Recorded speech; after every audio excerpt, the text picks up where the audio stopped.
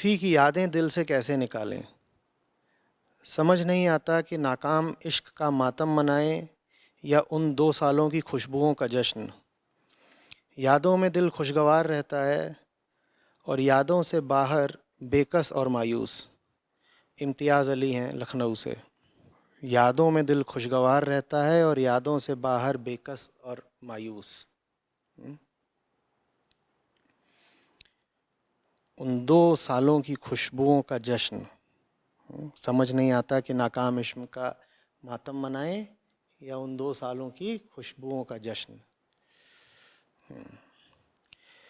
तो यादों में दिल खुशगवार रहता है, इसीलिए यादों से बाहर आने पर मायूसी छा जाती है ना इम्तियाज। यादों में दिल खुशगवार रहता है, वरना तो जो सामने है, वर्तमान है, उसमें अपने आप में कोई खास बुराई नहीं है। पर जब यादों से बाहर आते हो तो जो वर्तमान है, सामने है, वो बड़ा बेरौनक, रूखा, फीका लगता है। क्योंकि यादों में क्या थी? रोशनियां और खुशबुएं। यादों से बाहर आए तो ना रोशनी है ना खुशबू है, तो बड़ा अजीब लगा। जैसे कह रहे हो, बेकसी छा गई, विवशता। ये यादें भी सच्ची हैं क्या? तुम्हारी सारी तड़प का कारण है कि तुम्हें जो याद है वो तुम्हें बड़ा प्यारा लग रहा है। जो तुम्हें याद है वो तुम्हें प्यारा तो लग ही रहा है। जो चीज तुम कह नहीं रहे वो ये है कि उसको तुम सच्चा मानते हो। आप कहेंगे साहब अभी मुझे याद है तो सच्चा ही तो होगा।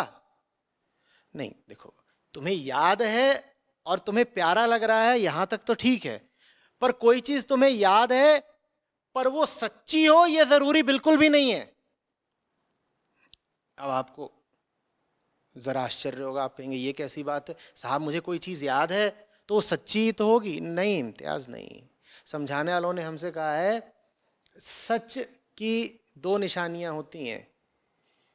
पहली ये कि वो बदलता नहीं और दूसरी ये कि वो पूरा होता है। पहली ये कि वो बदलता नहीं और दूसरा ये कि वो पूरा होता है। वो जो 2 साल तुमको याद हैं, उनकी सारी बातें तुमको पता है क्या? और दूसरी बात, जो कुछ तुम याद कर रहे हो, याद रख रहे हो, उसमें क्या तुमने कोई भी छेड़खानी, फेरबदल नहीं करी है? कहीं ऐसा तो नहीं कि तुम्हें जो कुछ याद है तुमने वास्तव में वो एक कल्पना का जाल ही बुना हो अपने मन में, वो याद ना हो, वो मात्र कल्पना हो। स्मृति और कल्पना में क्या अंतर होता है? स्मृति के साथ हमारा ये दावा जुड़ा होता है कि जो बात हम कह रहे हैं वो वास्तव में घटित हुई। और कल्पना क्या चीज होती है? कल्पना घटी नहीं होती है, लेकिन फिर भी उसकी छवि, उसका चित्र, एक पूरी फिल्म हमारे दिमाग में मौजूद होती है। तुम्हें ताज्जुब हो जाएगा इम्तियाज, ज्यादातर जिसको हम स्मृति कहते हैं वो स्मृति नहीं होती, वो कल्पना होती है। वाकई वो 2 साल क्या खुशबुओं में उतने ही सने हुए थे जितना तुम्हारी स्मृतियों में है? वाकई जो कुछ तुम याद रख रहे हो वो पूरी घटना है? कहीं ऐसा तो नहीं कि और भी बातें हो जो तुम याद रखना पसंद नहीं कर रहे हो? कहीं ऐसा तो नहीं कि तुम वही सब कुछ याद रखना चाह रहे हो जो तुम्हें सुख देता है? जो चीजें तुम्हें सुख देती हैं उनको तुमने बिल्कुल बढ़ा दिया है, अपने मन में एग्जैजरेट कर दिया है। और जो असलियत थी, खास तौर पे असलियत के जो अंश थे जो सुख नहीं देते, उनको या तो तुमने दबा दिया है या पूरी तरह से गायब कर दिया है। क्योंकि देखो, अगर रिश्ता वाकई उतना ही ऊंचा और उतना ही खुशबूदार होता है जितना तुम्हारी शायरी बता रही है, तो टूटता नहीं बेटा। सच की एक पहचान ये भी होती है कि वो अटूट और अखंड होता है, उसमें फिर कोई फेरबदल नहीं कर सकता। वो जो है सो है। तुम्हारा रिश्ता वाकई इतना सुंदर, इतना मजबूत होता तो बताओ टूट कैसे गया? टूटता तो सिर्फ झूठ है, सच तो वो है जो टूट टूट कर भी टूट नहीं सकता। सोना सज्जन साधुजन टूट जुड़े 100 बार, और दुर्बल कुंभ कुम्हार के एक ही धक्का दरार। सच्चाई की निशानी यही है कि तुम उसे तोड़ दो अपनी समझ से, थोड़ी देर में पाओगे वो फिर जुड़ गई है, क्योंकि वो भीतर से कभी टूटी ही नहीं थी। ऊपर ऊपर से तुम उसमें दरार ला सकते हो।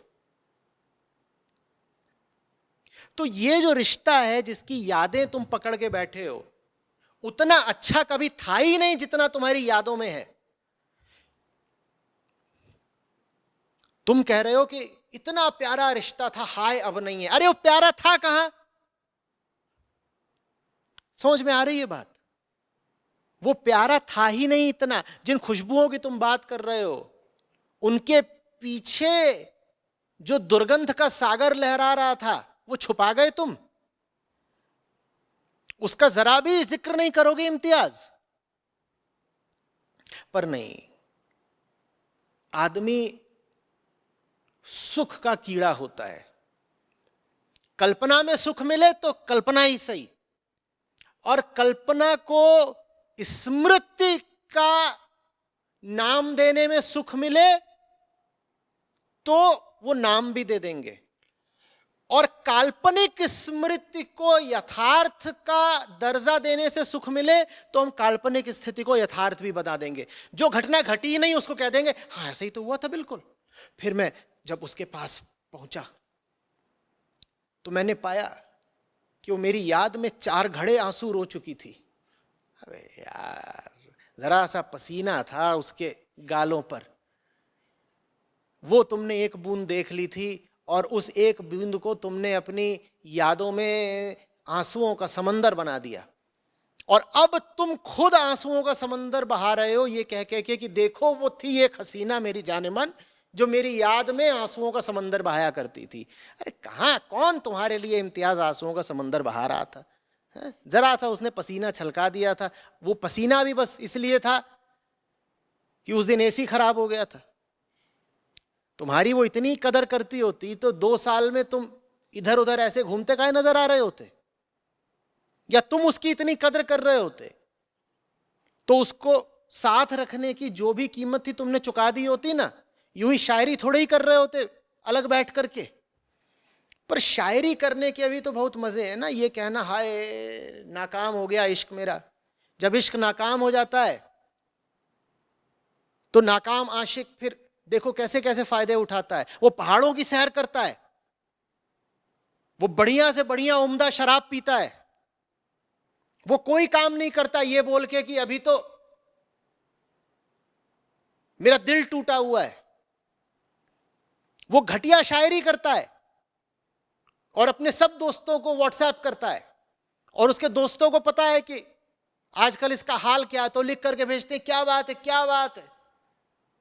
गालिब उतर आए हैं, ये अलग बात है कि गालिब अपनी कब्र में करवटें ले रहे हो, कह रहे हैं ये मेरे नाम का किसने इस्तेमाल किया अभी। तो इश्क की नाकामी के फायदे तो देखो। हर आदमी अपनी नजर में नाकाम आशिक बन के घूम रहा है। बहुतों का तो ब्रेकअप तब हो जाता है जब उनका कोई अफेयर भी नहीं था। कह रहे क्यों इतने उदास हो, ब्रेकअप हो गया है। अबे तेरा अफेयर कब था भाई? पर ब्रेकअप में जो रूहानी आनंद है वो तो हिचिंग अप में भी नहीं है। तो जिसको देखो वही घूम रहा होता है कि अरे वो थी हमारी, और जो हमारी थी वो क्या उसका आसमानी रूप था, कतई एंजल थी, और जान दिया करती थी हम पे। और 2-4 फिल्मी गाने लगा लो कोई घटिया किस्म के, जिसमें वो सब हो कि मिलना भी जरूरी था, बिछड़ना भी जरूरी था, और अपने ही आप को तुम जता लो कि हाँ हाँ हाँ मेरा बड़ा जबरदस्त अफसाना था जो कि आसमानी ताकतों की वजह से बीच में गड़बड़ हो गया है, और फिर कहो आहा हा। देखो भाई, आसमानी अफसाने आसमान जैसी ऊंचाइयों वालों को ही मिला करते हैं, ठीक? 100 बात की एक बात याद रख लो, जिस स्तर के तुम आदमी हो, जिस औकात की तुम्हारी जिंदगी है, तुम्हारी प्रेम कथा भी उसी स्तर उसी औकात की होगी। तो ये हिमाकत तो करना ही मत कि जिंदगी है 2 फुट की औकात की और दुनिया को बताते घूम रहे हो कि मेरी आशिकी का आसमानी अफसाना था। वो हो नहीं सकता। जैसे तुम वैसी तुम्हारी प्रेम कथा। समझ में आ रही है बात? केंचुए को हथिनी से इश्क नहीं हो सकता। समझ में आ रही है बात कुछ? केंचुए को चील से भी इश्क नहीं हो सकता। वो उड़ती है आसमानों में और इसके पास तो रीढ़ ही नहीं। ये तो तब भी विरोध नहीं करता जब पांव तले कुचला जाता है। पर हर केचुए का दावा यही है कि मैं भी साहब नाकाम आशिक हूं। वो जो सबसे खूबसूरत चील है आसमानों की, वो कभी मेरी महबूबा हुआ करती थी। अरे तू अपनी हालत देख, तू पहले सीधा खड़ा होना सीख, रीढ़ पैदा कर, उसके बाद चीलों की और बाजों की और आसमानों की बातें करना। जिनको एक सुंदर और ऊंची प्रेम कहानी चाहिए, मैं उनसे कह रहा हूं कि पहले एक सुंदर और ऊंचा जीवन पैदा करो। पहले मन तुम्हारा ऐसा होना चाहिए कि उस तरह के ऊंचे प्रेम के काबिल हो। लेकिन हर 16 साल वाले, 18 साल वाले से लेकर के 50 साल वालों तक को मुगालता यही है कि जिंदगी साहब हमारी कैसी भी हो, आशिकी हमारी बिल्कुल हीर रांझे जैसी होगी। ये हो नहीं सकता साहब। लैला मजनू हीर रांझा ये कोई साधारण लोग नहीं थे। एक असाधारण प्रेम कथा के लिए पहले एक असाधारण व्यक्ति चाहिए। क्या आप वो असाधारण व्यक्ति हैं? हर तरीके से अगर आप एक औसत जिंदगी बिता रहे हैं तो आपकी प्रेम कथा भी एक औसत सी ही होगी। और औसत प्रेम कथाएं तो सभी की होती हैं। औसत प्रेम कथाएं यही होती हैं। नर केचुए को मादा केचुआ दिखी, वो जितनी गति से भाग सकता था। अब केचुए की क्या गति, वो उतनी गति से उसके पास गया, बोला तेरे लिए देख मिट्टी खोद करके ये लड्डू लाया हूं। और उसने उसको लड्डू थमा दिया, दिल जीत लिया। वो उसको बोल रही है मेरा किच्चू, उसको बोल रहा है मेरी किच्ची। 5-7 दिन बाद देखा गया छोटे छोटे कुच्चू कुच्चू घूम रहे हैं बहुत सारे। यही है एक औसत प्रेम कथा। तो इम्तियाज, तुम्हें ठेस पहुंचाना या दिल तोड़ना कतई मेरा उद्देश्य नहीं है, पर टूटा हुआ दिल लेके तो तुम घूम ही रहे हो। मैं तुम्हें सिर्फ ये कहना चाहता हूं कि तुमने अपना दिल जबरदस्ती, बेवजह और खुद ही तोड़ रखा है। हालात जिम्मेदार नहीं है। तुम अपने आप को धोखा दे रहे हो। अपने इर्द गिर्द तुमने ये जो धोखे का धुआं रच रखा है, इससे बाहर आओ। सेहत के लिए ठीक नहीं है।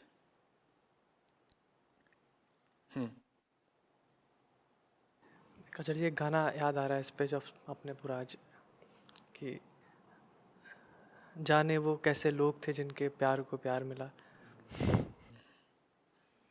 बहुत अलग लोग थे, तुम्हारे जैसे लोग नहीं थे।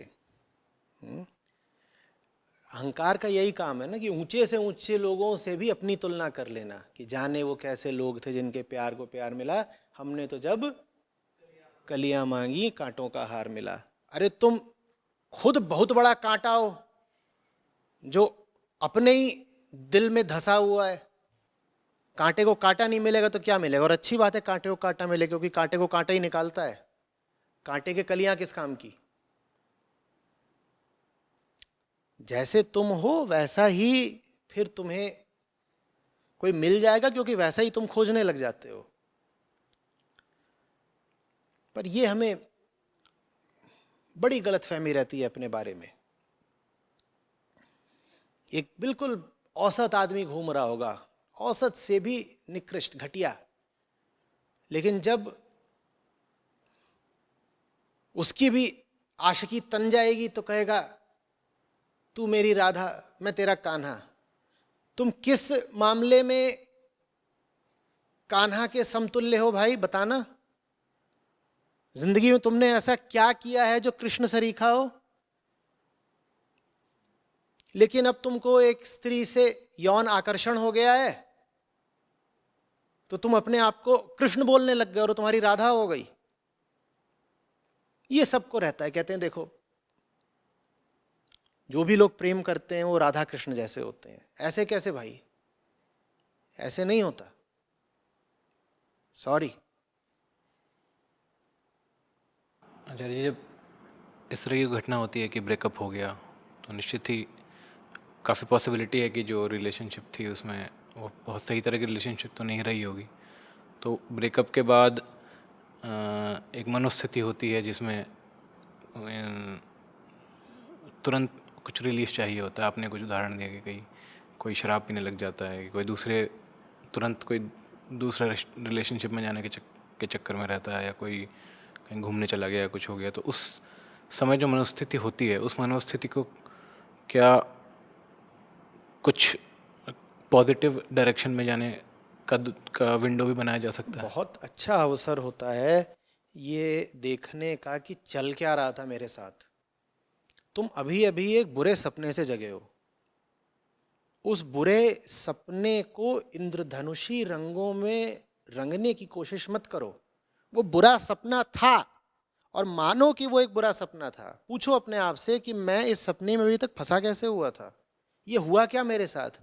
अगर तुमने ये सवाल अपने आप से बेबाकी और ईमानदारी से पूछ लिए तो उसी तरीके का दूसरा बुरा सपना देखने से बच जाओगे। नहीं तो वही होगा जिसकी बात कर रहे हो कि एक रिलेशनशिप से निकल करके आदमी तुरंत ऑन द रिकॉयल दूसरी रिलेशनशिप में प्रवेश कर जाता है, और वो बिल्कुल वैसी ही होती है पहले जैसी, बस उसका नाम रूप रंग अलग होता है। यथार्थ में वैसी ही होती है, बिल्कुल पहले जैसी। पहले क्या हुआ इस पे जरा गौर तो कर लो कि ये जो हुआ था ये वास्तव में क्या है। और ये बहुत बहुत सुरमाई का, बड़ी वीरता का काम है अपने आप से साफ साफ ये पूछ पाना कि ये मैंने क्या किया था। ये बिल्कुल ठीक ठीक बताओ क्या हुआ था। सर, जब अवसाद और आत्महत्या की बात करते हैं तो एक किशोर के जीवन में मुख्यतः दो कारण पाए जाते हैं। एक तो कि किसी लड़की के साथ ब्रेकअप इत्यादि हो जाना, या फिर स्कूल में 10वीं 12वीं में नंबर ख़राब आना। तो जो पहली बात है ब्रेकअप इत्यादि हो जाना, उसमें ऐसा देखा गया है कि अगर कोई 17-18 साल का लड़का एक संबंध में, क्योंकि पहली बार अगर कोई आपको बड़ा महत्व दे रहा होता है तो अच्छा लगता है अहंकार को, फिर वो एकदम से संबंध विच्छेद हो जाता है तो उसे बड़ा आघात महसूस होता है। तो आपने इम्तियाज़ को तो बता दिया कि उनके जो पूरे जितने भी ख्यालात उन्होंने बुने हैं वो हो सकता है फ़र्ज़ी हों, पर फिर भी जो उसका प्रभाव होता है वो प्रभाव तो असली होता ही है, वो महसूस तो नहीं, पूरा मैं हो उसी रहा बात पे देखो और जोर दूंगा, बार बार दूंगा। जो लोग ब्रेकअप के बाद रो रहे हैं उनके रोने के पीछे उनकी धारणा यही है ना कि कोई अच्छी चीज थी जो खत्म हो गई। तुम्हारे पीछे कोई शेर लगाओ, नहीं, तुम्हारे पीछे एक शेर लगा था, तुम्हारे पीछे एक शेर लगा था और उसे तुमको दौड़ाया है 15 मिनट तक। बहुत सुस्त शेर था, 15 मिनट तक आमतौर पर ज़रूरत नहीं पड़ती दौड़ाने की। तो बहुत ही सुस्त शेर था, बिल्कुल तुम्हारे ही जैसा, तुमसे भी ज़्यादा सुस्त, क्योंकि 15 मिनट बाद तुम उससे बच के निकल भी लिए। तो उसने तुमको 15 मिनट तक दौड़ाया था। अब तुम याद करोगे कि अरे ब्रेकअप हो गया शेर के साथ और आहा हा हा क्या खुशबुएं थी, ऐसे करोगे? अरे बाबा, ब्रेकअप का मतलब ही है कि तुम उस रिश्ते में खुश नहीं थे, नहीं तो ब्रेकअप क्यों हुआ होता? तो अब रो क्यों रहे हो? तुम्हारे साथ तो अच्छा हुआ है। लेकिन यथार्थ का सामना ना करना पड़े, इसके लिए हम अपने साथ ही कपट करते हैं, एक झूठा स्मृति जाल रचते हैं। हम ऐसी ऐसी घटनाओं की बात करने लगते हैं जो कभी हुई ही नहीं थी। जब चल रहा था वो रिश्ता, तब वो हमें कभी उतना अच्छा नहीं लगा जितना रिश्ता टूटने के बाद लगा। क्योंकि जब चल रहा था तब हकीकत सामने थी, तो क्या अच्छा लगता तुमको? तब तो ये लग रहा था कि कैसे पिंड छूटे, ब्रेकअप हो जाए। जब टूट गया है तो तुम जबरदस्ती अपने आप को जता रहे हो कि ऐसा था और वैसा था। जो नहीं हुआ वो भी तुम्हारी स्मृति में हो गया है। जहां कभी गए ही नहीं वहां भी पहुंच गए, या जिस जगह पर बस आधा घंटा रुके थे वहां पे तुम 6 घंटे रुकाए, या जिस बाबत तुमसे 2 शब्द बोले गए थे वहां तुम कह रहे हो कि हमसे पूरा एक लेख सुनाया गया था, निबंध ही सुना दिया गया था। ये फैब्रिकेटेड मेमोरी है, ये फॉल्स मेमोरी है। और ये बहुत खतरनाक बात है। जितने भी लोग यादों में तड़प रहे हो उन सबसे मैं कह रहा हूं, अरे बाबा, तुम्हें जिस चीज की याद है वो घटना कभी घटी भी थी? जो बात तुम बता रहे हो कि ऐसा हुआ फिर वैसा हुआ फिर वैसा हुआ, वो सब हुआ भी था कभी? क्या हुआ था, क्या तुम बता रहे हो? स्मृति अपने आप में कोई ऑब्जेक्टिव चीज नहीं होती, याद रखना। मेमोरी भी जो सेंट्रल टेंडेंसी है उसकी गुलाम होती है। स्मृति अहंकार की अनुगामिनी होती है, स्मृति अहंकार की गुलाम होती है। तो हम जो चाह रहा होता है स्मृति उस हिसाब से बदल जाती है। तुम्हारी जो मेमोरी है वो कंप्यूटर या फोन की मेमोरी की तरह नहीं है कि उसमें तुमने 10 साल पहले जो सेव किया था वो 10 साल बाद भी वही निकलेगा। नहीं, बिल्कुल नहीं है। हमारी मेमोरी सब्जेक्टिव मेमोरी है।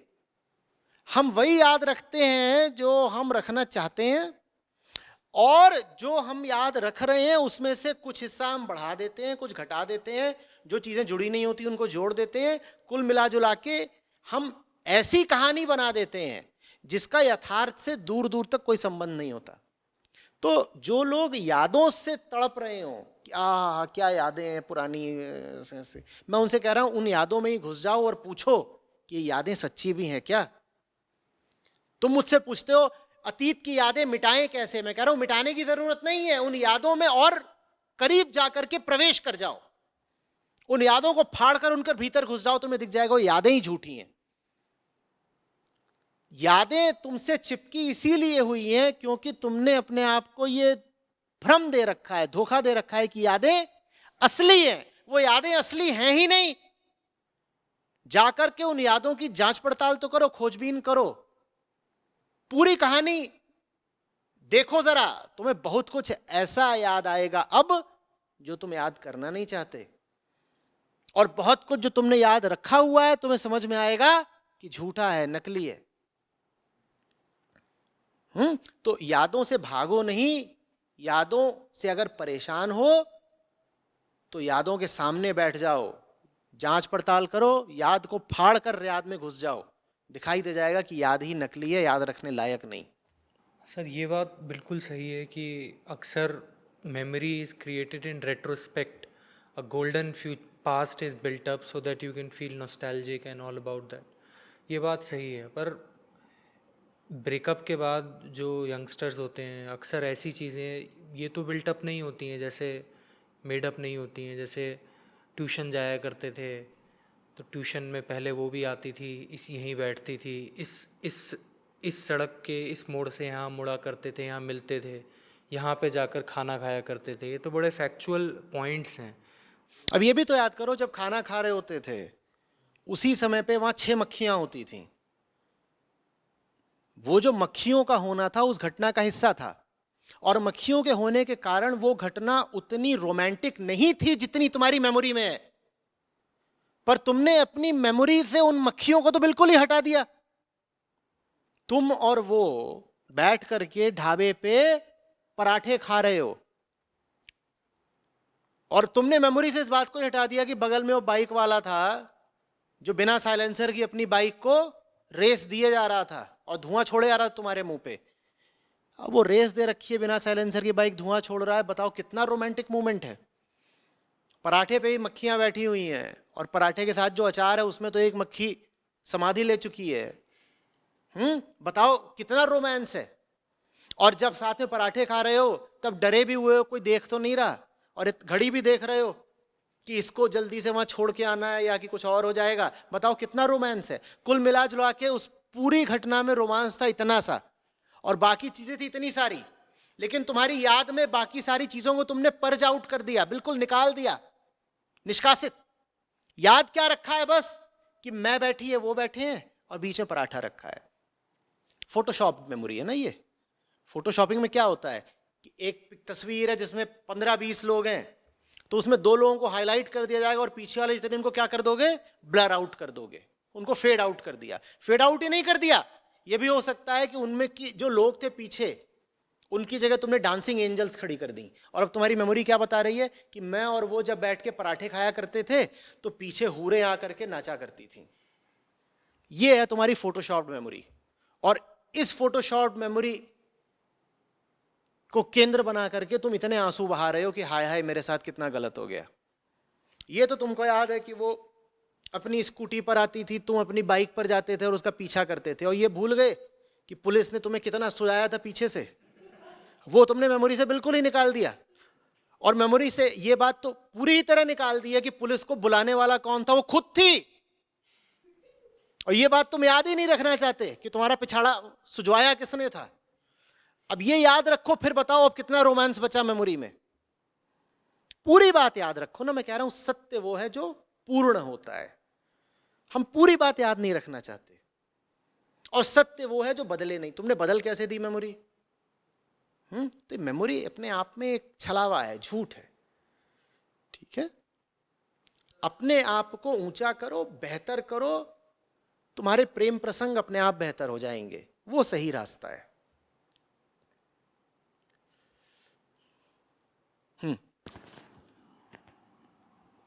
Just to enrich the discussion, I am also trying to look at it as the same problem that happens when somebody close to you dies. So you used to have a certain kind of experience with them a week ago, and now you are held sure that the same experiences, real experiences of life, cannot be repeated ever again. So the same person won't ever again sit with you at that place and eat. तो वो जो brain में होता है ना कि वो पहले ऐसे अनुभव हुआ करते थे और वो उसकी दोबारा मांग कर रहा है क्योंकि वो प्लेजरेबल अनुभव वो जो पहले अनुभव होते थे वो वैसे नहीं थे। ना ना ना, वो इनसेपरेबल थे उसके साथ के 6 और अनुभवों से जो प्यारे नहीं हैं। एक साथ एक बंडल है 7 अनुभवों का जो तुम्हारे पास आया है। 6 ऐसे हैं जो कड़वे हैं और 7वां है जो मीठा है। जो 7वां है वो मीठा इसीलिए क्योंकि उसके इर्द गिर्द 6 कड़वे अनुभव हैं। तुम उन 6 कड़वे अनुभवों को जानबूझ करके दबा देना चाहते हो, भुला देना चाहते हो। तुम याद रख रहे हो सिर्फ उस 7वें मीठे अनुभव को, जैसे वो 7वां मीठा अनुभव उन 6 के बिना भी तुम्हें हो सकता था। तुम क्यों भूल रहे हो that the 7 are inseparable from each other? तो आप कह रहे हैं कि अगर अब पैचअप फिर से हो जाए तो वो जो 7वां आएगा तो फिर से 6 और लेके आएगा। बेशक बेशक, ये पैचअप्स यूजुअली फिर ब्रेकअप में बिल्कुल, क्योंकि मूलतः कुछ नहीं बदला है। जो तुम हो, जो सामने वाला व्यक्ति था, अगर दोनों की ही चेतना में कोई मूलभूत बदलाव नहीं आया है तो तुम पैचअप कर भी लो तो उसका हश्र वही होना है, ब्रेकअप।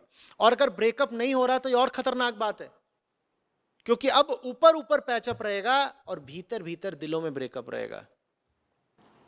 क्या ये हो सकता है कि वो सिर्फ वो 7वां ही अनुभव रहे?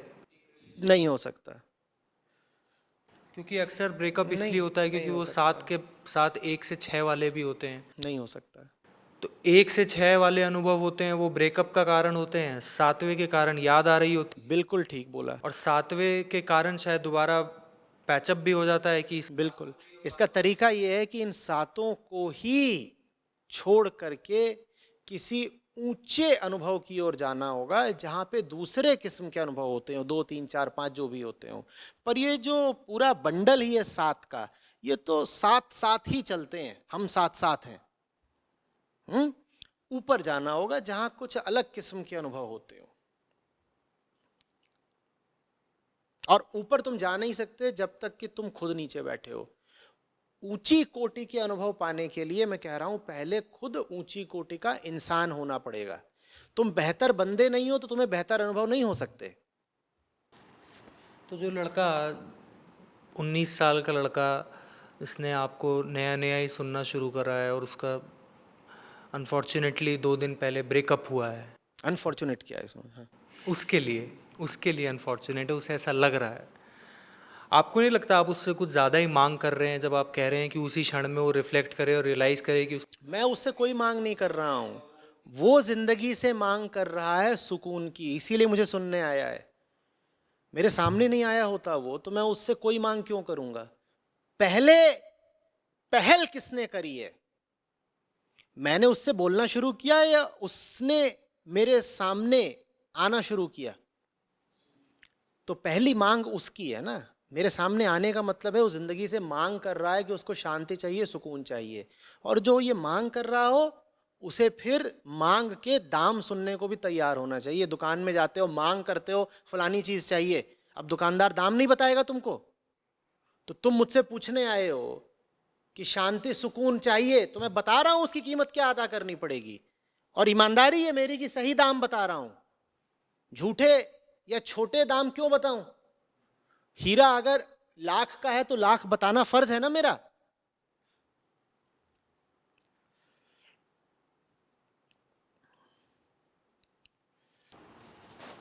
उस कमज़ोर क्षण में उसको हिम्मत कौन देगा कि वो इतना मजबूत हो जाए यकायक। कहाँ तो वो लड़का ऐसा था कि ऐसे रिलेशनशिप में फंसा हुआ था जहाँ पे 1 से 6 तक की गंदगी थी, अब अचानक से उसमें इतनी हिम्मत आ जाएगी कि वो रिफ्लेक्ट करने लगेगा और अपनी सारी गलतियाँ देख पाए। समझदारी और ज्ञान से बड़ी ताकत कोई नहीं होती। जो आदमी समझ रहा है वो आदमी अपनी कमजोरियों से बाहर आ गया। कमजोरी तुम्हारे बाजू में तो है नहीं, कोई ऑब्जेक्टिव चीज तो है नहीं कमजोरी। कमजोरी तुम्हारी मेज में तो है नहीं। कमजोरी कहाँ है? कमजोरी तुम्हारे मन में है। कमजोरी पूरे तरीके से व्यक्तिगत है, सब्जेक्टिव है ना। तो जो व्यक्तिगत कमजोरी है वो वास्तव में तुम्हारी एक धारणा होती है, एक बिलीफ होती है। समझ के तुम उस बिलीफ से बाहर आ जाते हो। जैसे कोई किसी अंधविश्वास में उलझा हुआ हो और उसको समझा दिया गया कि भाई तू सोच रहा है कि चंद्रग्रहण के दिन एक बहुत बड़ा ड्रैगन जाकर के चांद को खा जाता है, ऐसी बात नहीं है। तो सिर्फ समझने के कारण वो उस बिलीफ से बाहर आ गया ना। और हो सकता है वो थोड़ी देर पहले तक बहुत कमजोर होकर सोच रहा हो कि जो ड्रैगन चांद को खा सकता है वो मुझे तो खा ही लेगा, और बिल्कुल थर थर कांप रहा था वो चंद्रग्रहण के दिन। कहां गई उसकी कमजोरी? जैसे ही झूठी बिलीफ हटी वैसे ही झूठी कमजोरी भी हट गई। कमजोरी असली तो है नहीं, मैंने कहा नहीं क्या है, सिर्फ ये एक मेंटल बिलीफ है, मानसिक धारणा है ये कमजोरी। तो जो कमजोरी सिर्फ मन में एक धारणा के कारण है, जैसे ही मन की वो धारणा हटेगी साथ में वो कमजोरी भी हट जाएगी। इसलिए रियलाइजेशन से, बोध से बेहतर कोई चीज नहीं है कमजोरी को हटाने के लिए। तो जो युवा ब्रेकअप इत्यादि के बाद कमज़ोर क्षणों में भावनाओं के फलस्वरूप आत्महत्या जैसे गलत कदम उठा लेते हैं, उनको यही संदेश है कि वो उन क्षणों में बिल्कुल बिल्कुल बिल्कुल भागने की कोशिश मत करो, मेमोरीज से भागो नहीं। बुरा लगेगा, दिक्कत होगी, लेकिन उन मेमोरीज के पास जाओगे, जितना पास जाओगे उतना तुम्हें समझ में आएगा कि इसमें ऐसा क्या खास है कि मैं इसको दोबारा मांग रहा हूं। जिन यादों को तुम दोबारा मांग रहे हो, जिन क्षणों को तुम दोबारा जीना चाहते हो, जिस व्यक्ति की तुम्हें दोबारा मांग है, गौर से देखो ना उन क्षणों को, उन यादों को, उस व्यक्ति को। तुम कहोगे इसमें ऐसा क्या है कि मैं दोबारा मांगूं, पहले मिला तो हुआ था, पहले जब मिला हुआ था तब मुझे कौन सी इससे तृप्ति हो गई थी कि दोबारा मांगूंगा, पागल हूं क्या? यूं ही एक हवा महल मत खड़ा कर लो अपने दिमाग में काल्पनिक।